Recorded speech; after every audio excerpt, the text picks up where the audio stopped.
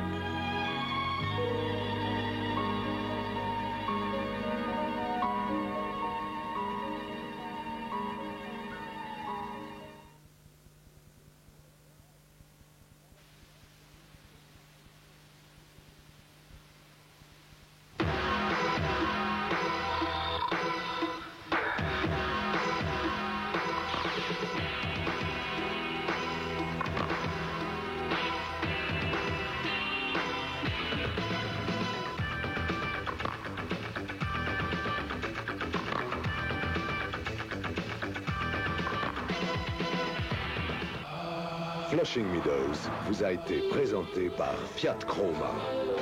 Croma, la grande berline de Fiat. Mesdames, Messieurs, bonsoir. Dans la série Les Incertitudes de Flushing Meadows, nous pensions ce soir vous présenter le 13e et dernier épisode. Eh bien, ce n'est pas le cas. La décision vient de tomber à l'instant même. Nous étions dans l'incertitude. Nous demandions si on devait vous donner une demi-finale. En réalité, qu'est-ce qui se passe? Il tombe des cordes. Il pleut depuis ce matin sur New York et sur Flushing Meadows, donc, qui est tout à fait dans la localité, et la finale n'aura pas lieu. La décision vient de tomber à l'instant même où je m'asseyais sur ce plateau. C'est-à-dire que nous aurons, théoriquement, si les conditions atmosphériques le permettent, la finale qui était prévue ce soir sera reportée demain soir et sera diffusée sur la 5 à 22h23 après le film J'ai épousé une ombre. Nous allons essayer d'avoir sur place, si cela est possible, nos correspondants, Fabrice Balédan, Patrice Dominguez, pour faire un point de la situation, pour voir ce qu'il se passe. Et puis je vous dis, ça paraît tout à fait confirmé, mais je voudrais avoir une confirmation de nos envoyés spéciaux parce que la nouvelle vient à peine de nous tomber, il y a encore une petite incertitude. Alors nous comptions vous diffuser des images de la demi-finale qui s'est déroulée hier entre Lindell et Connors, la première partie que vous n'aviez pas vue, et puis attendre éventuellement une reprise là-bas du tennis, donc de la finale, mais il semble que vraiment le cours est tout à fait détrempé, il pleut en permanence et cela ne paraît pas possible. Si nous sommes en mesure d'avoir des images, j'appelle à tout hasard Fabrice Balédan, Patrice Dominguez à New York pour avoir confirmation de la nouvelle et du report de la finale. Voilà, nous appelons Flushing Meadows, vous entendez tout, nous sommes ici dans la régie, il n'y a absolument aucun mystère. Tout ceci est un peu précipité parce que, comme toujours en cas d'incertitude, et les intempéries génèrent ce genre de situation, on pensait que si la pluie s'arrêtait, le temps d'assécher le cours, la finale pourrait avoir lieu dans peut-être un quart d'heure, 20 minutes, et nous essayons à ce moment-là de combler le programme. Mais je pense que si nous n'avons pas nos envoyés spéciaux, et il semble que la nouvelle soit tout à fait confirmée, cette finale donc aura donc bien lieu demain. Si les conditions atmosphériques le permettent, elle sera diffusée, je vous le répète, sur la 5 à 22h23, après le film J'ai épousé une ombre. Je crois que maintenant tout a été dit, vous êtes au courant. Nous regrettons pour cette soirée de tennis à laquelle nous nous préparions et vous étiez préparés, mais je pense que demain soir vous serez aussi nombreux pour suivre cette finale de Flushing Meadows, l'US Open 87, qui nous a donné pas mal de soucis. Bonsoir, merci, à demain soir.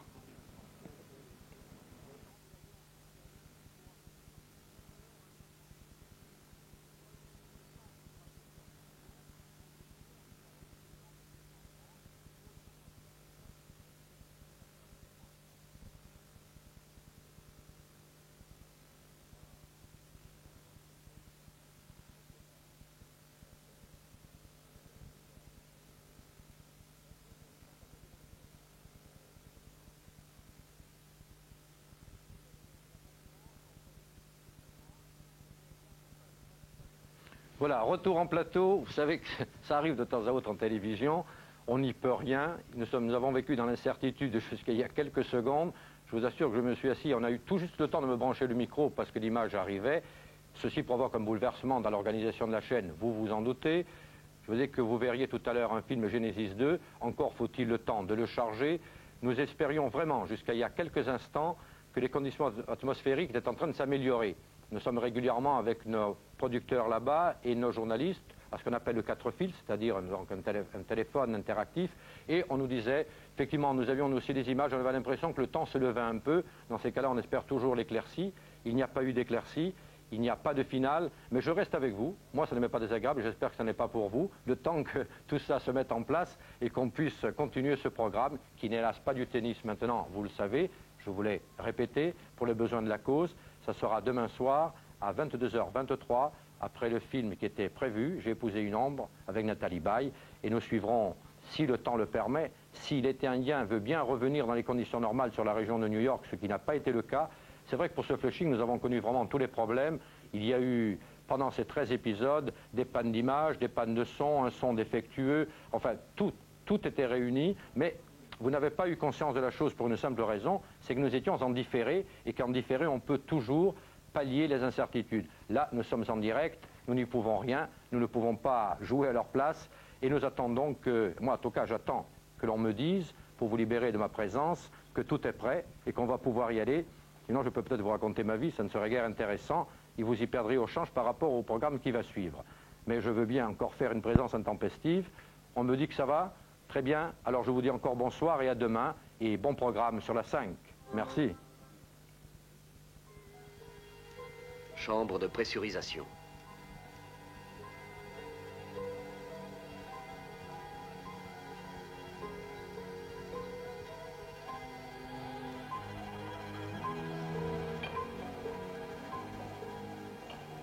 Je m'appelle Dylan Hunt. Ma fantastique aventure commence le jour où je suis mort.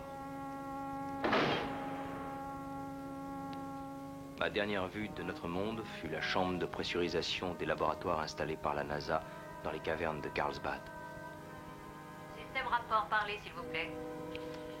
Système rapport, canal 5. Système rapport bien reçu. Préparez-vous. Tout est prêt? Tout de suite. Vérifiez la télémétrie. Le rythme cardiaque et la Vous respiration. pouvez y aller. Merci. Cerveau, repos. Votre dernière chance, Dylan. Gardons une infirmière pour vous réanimer, non?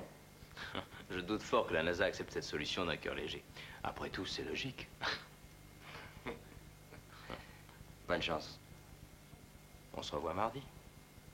Tous les appareils indiquent 3.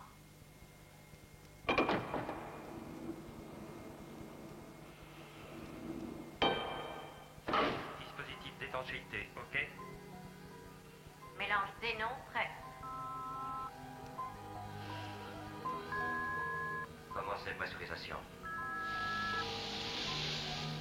Nos recherches tendaient à mettre au point l'arrêt momentané de la vie animée dans le but de permettre à nos cosmonautes d'entreprendre des voyages plus longs à travers le système solaire.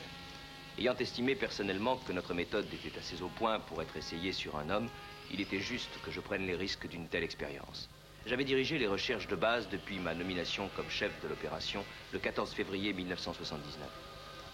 J'arrivais de Washington par le tube de communication souterrain récemment achevé. Ma confiance en notre expérience fut peut-être provoquée par ce voyage.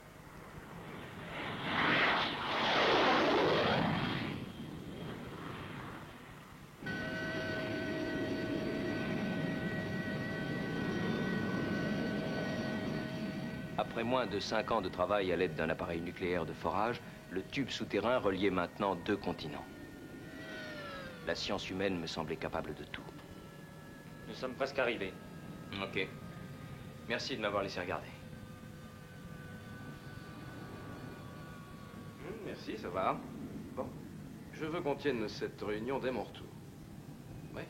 Ah, c'est plutôt impressionnant, hein. Enfin, la crainte de la guerre est utile à quelque chose. Ils ont fini par reconnaître ce que je pensais, le transport aérien devient vulnérable. Il faut espérer que grâce à l'entente avec les Chinois et tous les peuples de la Terre, vous serez bientôt au chômage. Vous êtes cruel avec les militaires. Il est vrai que l'humanité devient adulte sur ce point. Carlsbad, 6 minutes. Arrivé à Carlsbad dans 6 minutes.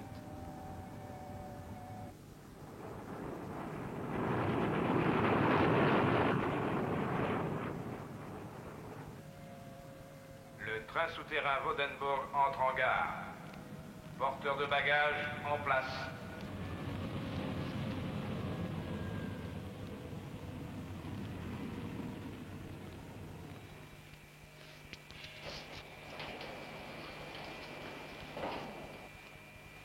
l'amiral Taylor et le docteur Sparks sont priés de se rendre à la salle de conférence, située au dernier niveau.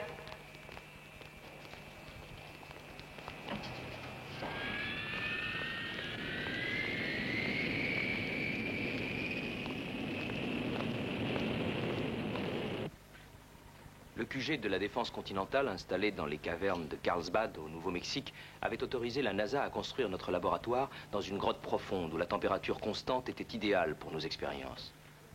En 6 mois, nous avons réussi à ralentir le processus de vieillissement chez des animaux cobayes dans la proportion de 1 jour pour 10 ans de sommeil.